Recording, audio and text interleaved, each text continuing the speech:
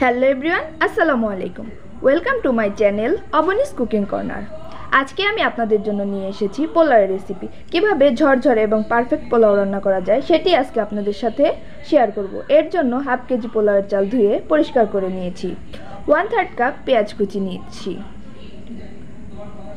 5টি আস্ত কাঁচামরিচ, 4টি তেজপাতা, কিছু কিশমিশ, 4টি এলাচি এবং 3টি দারচিনি নিয়েছি।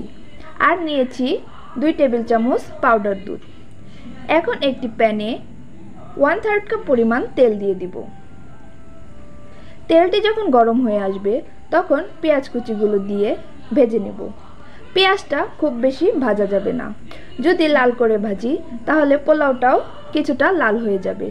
তাই যখন নরম হয়ে আসবে তখন পানি দিয়ে দিব। এখানে যেহেতু আমি হাফ কেজি পোলাওয়ের চাল নিয়েছি তাই তার ডবল পানি দিয়ে দিয়েছি। যে পরিমাণ চাল নিতে হয় তার ডবল পানি দিয়ে দিয়েছি। তারপর একে একে গরম মশলা, কাঁচামরিচ এবং পাউডার দুধ দিয়ে নেড়ে নিব।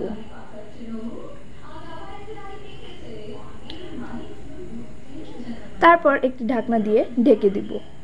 বলক ওঠা পর্যন্ত অপেক্ষা করব।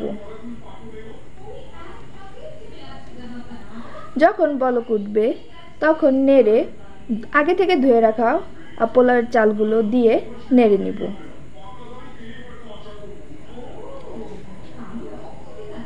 তারপর লবণ দিয়ে আবারও ভালোভাবে নেড়ে নিব। আজকের রেসিপিটি যারা নতুন রাঁধুনি আছে, ব্যাচেলার আছে এবং নতুন গৃহিণীদের জন্য আজকের রেসিপিটি।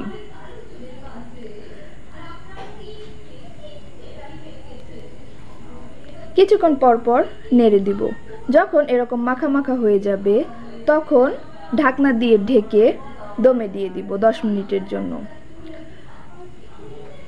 পাতিলার তলাটা যদি পাতলা থাকে তাহলে তাওয়া দেওয়ার প্রয়োজন নেই। যেহেতু আমি ননস্টিকের প্যানে রান্না করেছি তাই তাওয়া দিলাম না।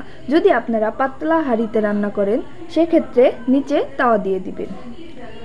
আমি লো আঁচে দিয়ে দমে দিয়ে দিয়েছি। 10 মিনিট পর পোলাওটা নেড়ে নিব। নেড়ে আবারও 3 মিনিটের জন্য দমে দিয়ে দিব।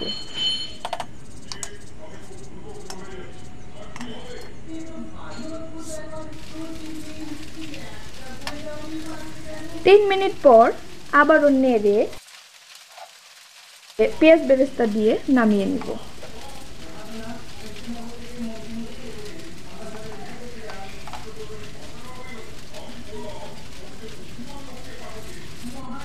হয়ে গেল আমার মজাদার পারফেক্ট ঝরঝরে পোলাওয়ের রেসিপি।